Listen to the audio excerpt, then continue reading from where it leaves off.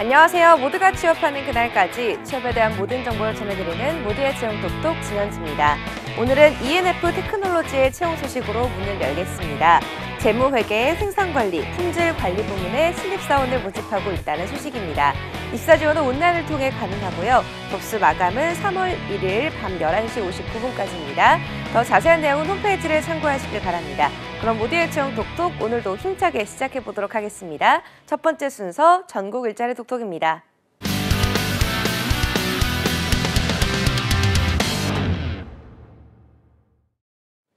전국 일자리 톡톡 오늘은 충북 지역 채용 소식 만나보도록 하겠습니다. 청주 고용복지플러스센터 최원호 주무관님 연결합니다. 주무관님 안녕하세요.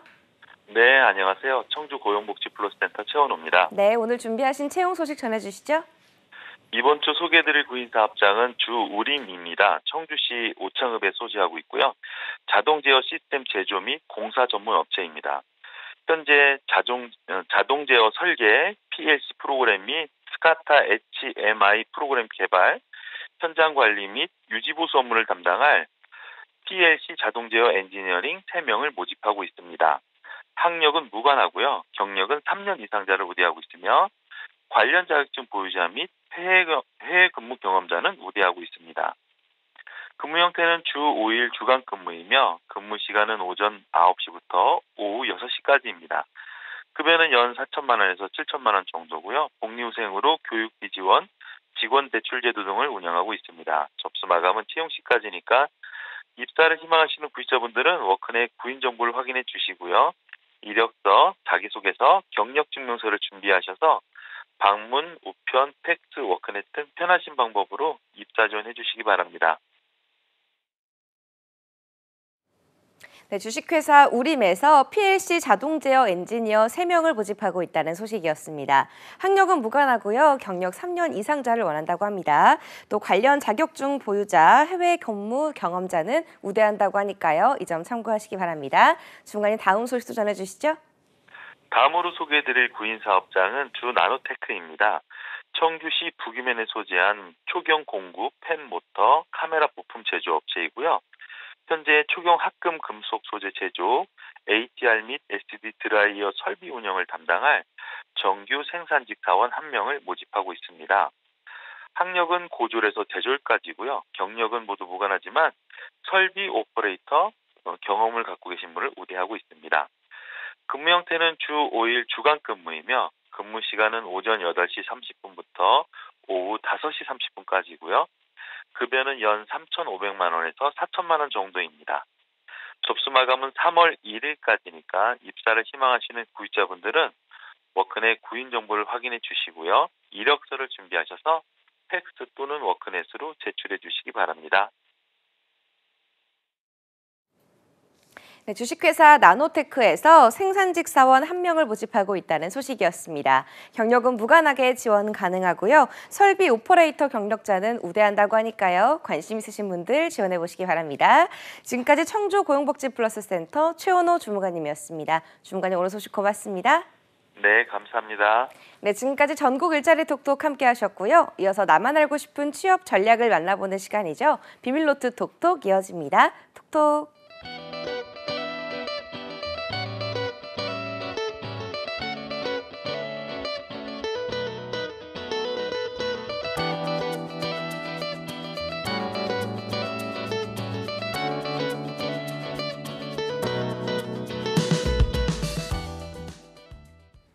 세상 모든 취업 이야기 비밀노트 톡톡. 오늘은 트러스턴 컨설팅의 차재영 강사님과 함께합니다. 어서 오세요. 안녕하세요. 반갑습니다. 네, 차 코치님 오늘이 2월 22일입니다. 이런 날 좀 가만히 있을 수 없잖아요. 왠지 모르겠지만. 사실 저 이 오프닝 대본을 네. 일부러 좀 안 보고 오는 편이거든요. 네. 또 오늘은 어떤 날카로운 질문이 들어올까 고민했는데 이런 주관식 서술형 같은 네. 질문을 효과적으로 대처할 줄 아는 것도 출연자의 어떤 도리가 아닐까 생각을 네. 합니다. 오늘 2월 같은 날뭐 해야 22일 될까요? 근데 이런 날은 생일 맞으신 분들 축하해드려야 되잖아요. 천천히 이제 읊어보겠습니다. 1732년에 조지 워싱턴 미국 초대 대통령께서 탄생하셨고요. 네. 1788년엔 독일의 철학자 쇼펜하우어께서 탄생하셨습니다. 1947년 가수 송창식님, 49년 배우 서인석 배우님. 서인석 배우님이 누구냐면 태조왕건의 백현, 변호원, 그리고 노태우 대통령 고인이신 노태우 대통령 제5공화국때 배우하신 연기자님이시고요. 네. 재즈 피아니스트 김광석 교수님 60년생, 배우 이나영님, 나영이 누나 79년생, 나영이 누나. 87년 누나 한효주 맞나요? 배우, 네. 누나 매우 누나입니다. 믿기 어렵겠죠. 87년 한효주 배우님, 그리고 남주혁 배우님 94년까지 정말 훌륭하신 분들이 네. 2월 22일에 태어났으니 생일 축하 안 하고 뭐 하겠습니까? 아, 그렇죠. 아까 이거 찾고 계셨군요. 아, 그렇죠. 아, 이거 해야지 뭐 어쩌겠어요. 생일이 언제십니까? 저 2월입니다. 아직 남았네요. 네, 기억해 주세요. 예, 알겠습니다. 네. 비밀 톡톡 본격적으로 시작해 볼 텐데요. 아, 그렇죠. 오늘도 조금 눈여겨볼 만한 채용 정보를 준비하셨다고 들었습니다. 어떤 기업인가요? 그렇죠. 사실 이제 이 시기는 이제 공고가 나와야 되는 시기입니다. 그럼에도 조금 약간 잠룡처럼 꿈틀꿈틀 거리고 있는 단계라고 봐요. 이럴 네. 때일수록 수시 채용하는 기업들의 우리가 눈을 좀 더 면밀히 살펴볼 필요가 있는데요. 그런 의미에서 준비한 매월 수시 채용이 사실상 진행되고 있는 주식회사 대상의 2월 수시 채용 소식으로 준비해봤습니다. 네, 대상하면 이 청정원을 떠올리시는 분들 많으실 것 같은데요. 이 기업도 상향그룹처럼 네. 우리는 뭐 후추회사 아니다, 뭐 이런 입장인가요? 지난 방송이 굉장히 충격적이셨나 봐요. 여기는 후추는 후추는 팔겠죠. 네. 파는 건데 메인은 아니고요. 어쨌든 식품 기업 하면 대표적인 대표주자 대상이라고 우리가 떠올릴 네. 수가 있겠습니다.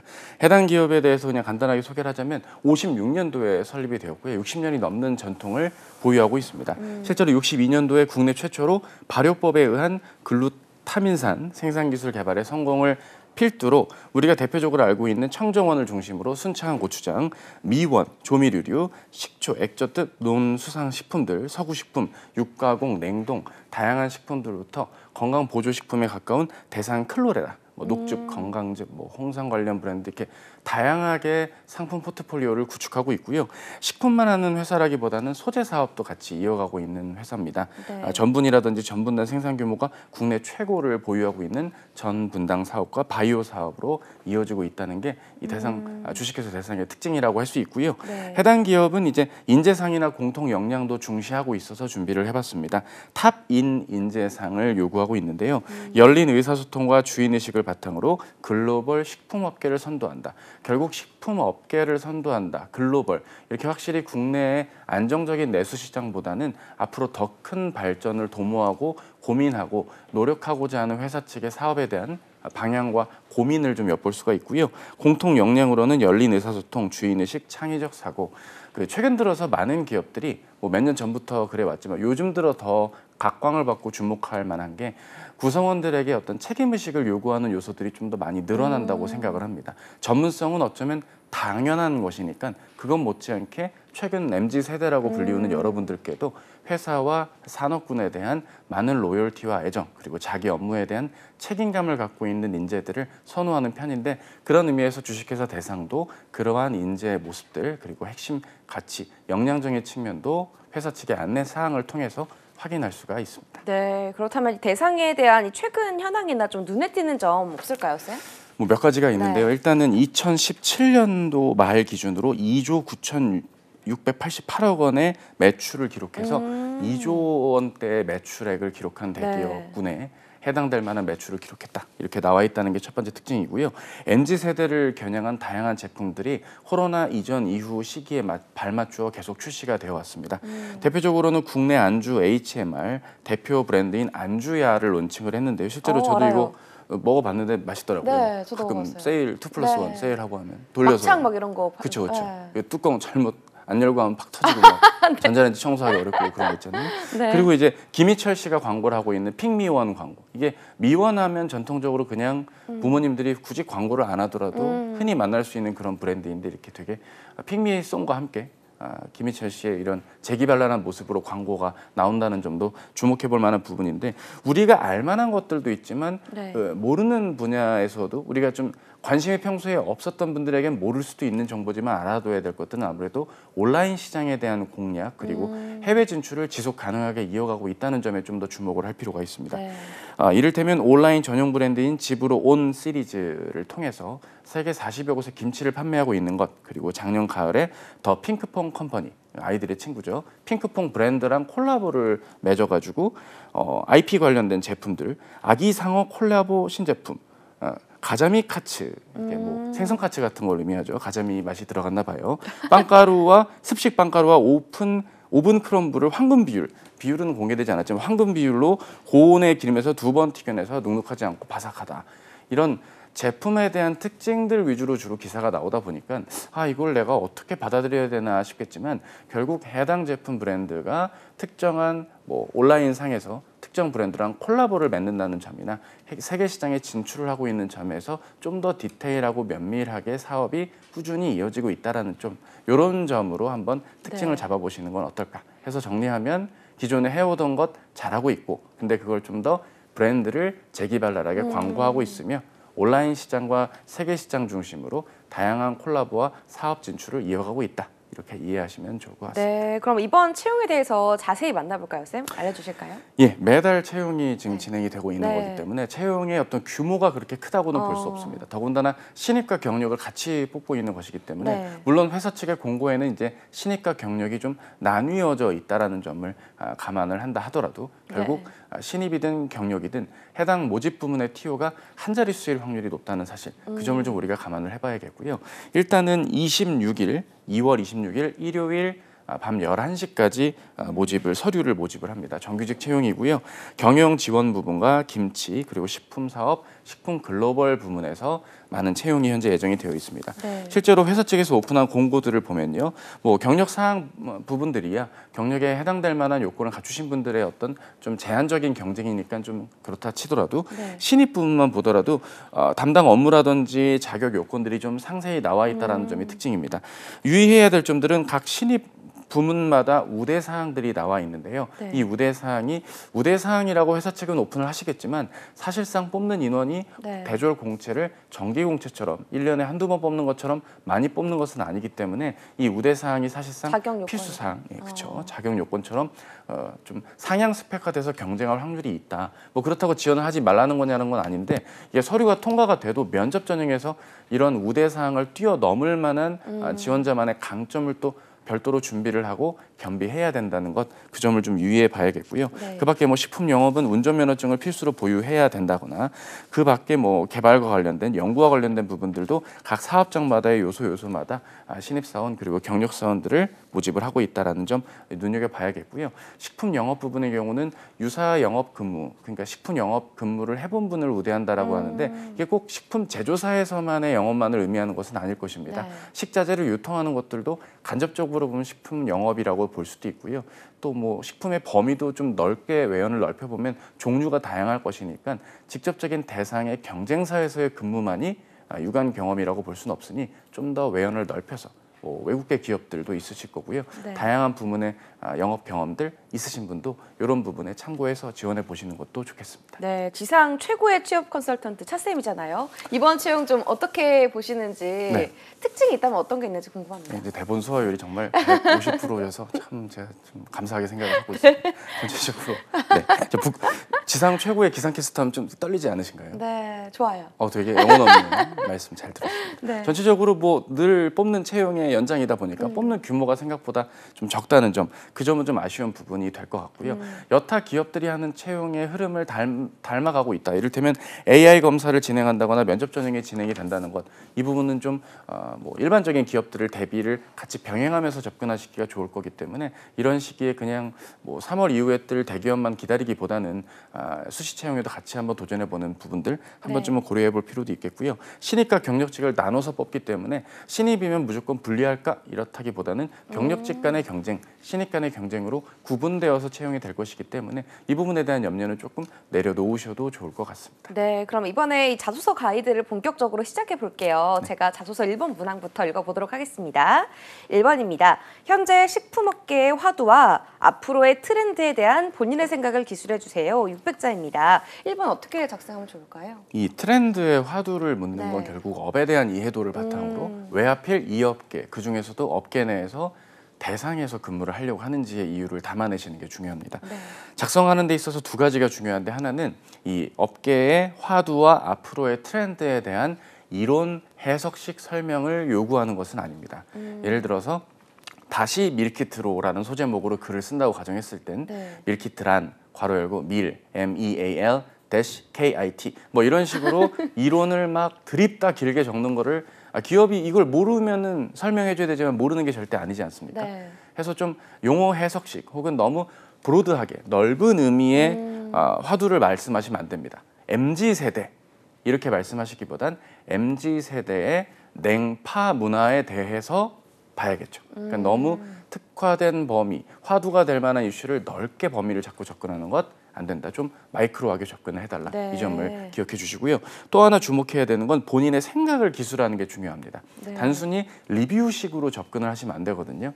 잘 네. 될 듯, 좀 분발해야 됨, 노력 요구됨 이런 너무 1차원적인 리뷰라기보단 본인이 지원 직무의 담당자로서 이러한 화두에 혹은 앞으로 전개될 트렌드에 맞게 어떤 역할을 수행해야 된다고 나는 생각한다. 그리고 그 역할을 내가 어떠어떠한 강점, 어떠어떠한 지식, 어떠어떠한 과거, 유관 경험을 바탕으로 10분 발휘해서 잘 소화해 나간다면 그 트렌드에 주식회사 대상의 구성원으로서 역할을 다할 수 있고 성과 창출에 혹은 탑인 인재에 적합해질 것이다. 뭐 이런 흐름의 뒷부분 구성도 생각해 네. 보시면 좋을 것 같습니다. 네, 이론이나 해석식의 방식은 좀 옳지 않다라는 팁을 주셨습니다. 그 밖에도 좀 작성할 때 유의할 점이 있으면 어떤 게 좀 있을까요? 이 업계의 화두와 트렌드를 얘기할 때 연계성이 떨어지면 안 되거든요. 이를테면 홈쿡 문화가 앞으로 더 전개가 될 것이다. 네. 뒷부분의 트렌드는 말했지만 앞부분은 갑자기 뭐 원자재가 상승 이런 얘기가 너무 그러니까 뭐 완전 개연성이 없는 건 아니지만 네. 몇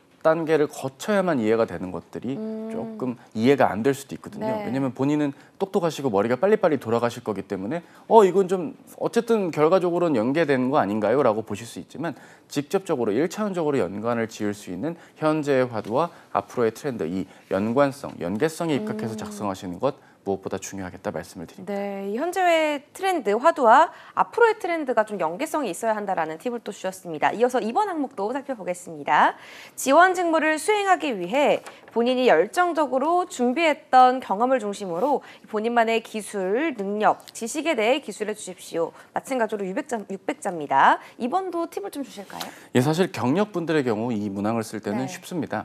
본인이 기존에 담당했던 업무를 몰입감 있게 업무에서 성과를 나타내셨던 업무 중심으로 좀 요약적으로 콤팩트하게 적어주시면 그만인데 네. 신입 지원자분들의 경우라고 한다면 이 경우에선 지원 직무에 대해서 직접적인 경험이나 근무 경력이 없는 상황이기 때문에 이 부분을 효과적으로 대처하기가 어려울 수 있습니다. 결국 담당하게 될 업무가 어떤 업무를 내가 앞으로 맡게 되는지 모집 공고에 나와 있는 사항들 그리고 여타 타 식품 기업들의 비슷한 직무들 똑같거나 비슷한 직무들에선 또 어떤 업무들을 담당한다고 소개되어 있는지 등을 참고해서 업무 내용을 기재하십니다. 그 다음에 관련 업무를 수행하는 데 필요로 하는 것들이 무엇인지를 적고 그걸 내가 다음과 같은 단계와 노력 혹은 그간의 학업과 지식 타 경험이지만 갖추어왔던 강점들이 있었다 식으로 네. 이 중에 내용들을 다 담기보다는 내가 꼭 필요하다고 판단되는 것들의 우선순위를 정해놓고 적어주시면 됩니다. 네. 업무 내용, 이 업무에 필요로 하는 것,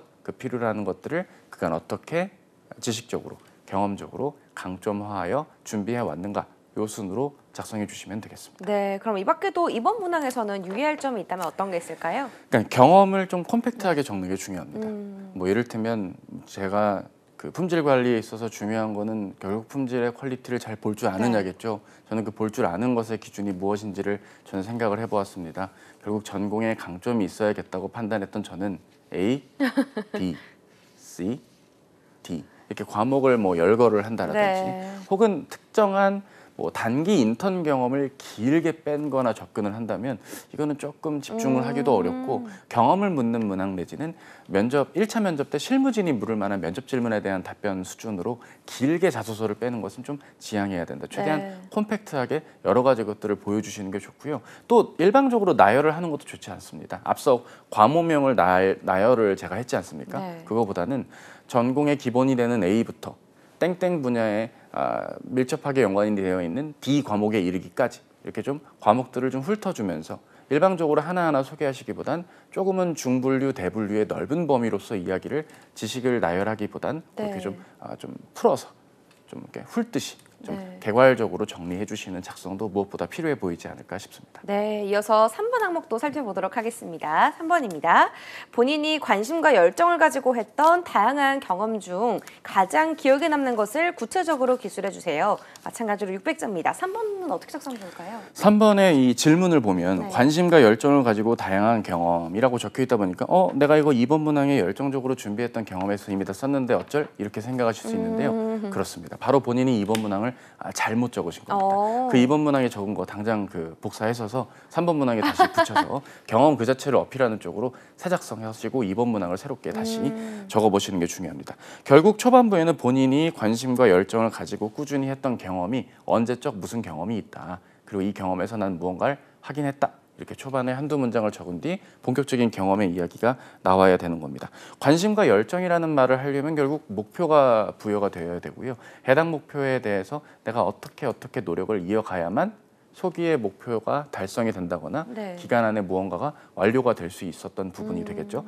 해서 그런 부분에 대한 노력들 구체적으로 작성을 해보시고 이게 결국 어떠한 면에서 내가 이러한 성과에 이러한 노력이 가미된다면 열정을 발휘하고 몰입을 하게 된다면 좋다. 좋은 네. 결과가 이어질 것이다 라는 걸 깨달았다 라는 쪽으로 마무리를 해주시거나 아니면 입사 후 담당하게 될 업무 수행에 있어서도 이러이러한 열정과 도전의 자세로 임한다면 좋은 성과로 연계될 수 있다. 이어질 수 있으리라 확신한다. 쪽으로 마무리하신다면 어떨까 싶습니다. 네, 구체적인 이 본인의 관심과 열정을 가지고 있던 이 경험을 조금 서술하기 위해서는 목표 설정이 좀 필요하다라고 팁을 주셨습니다. 3번 문항에서 좀 유의할 점이 있다면 어떤 게 있을까요? 만약에 경력이 있으신 분들의 경우는 결국 또 업무 내용에서 네. 타 부서분들과 특정한 TFT로 업무를 수행하신다거나 콜라보를 해서 특정한 업무를 함께 진행을 하는 과정에서 내가 어떻게 열정을 발휘했다라고 말을 하면 되는데 문제는 이런 것들을 업무가 동일한 회사가 아니다 보니까 다니셨던 회사에서 쓰였던 용어라든지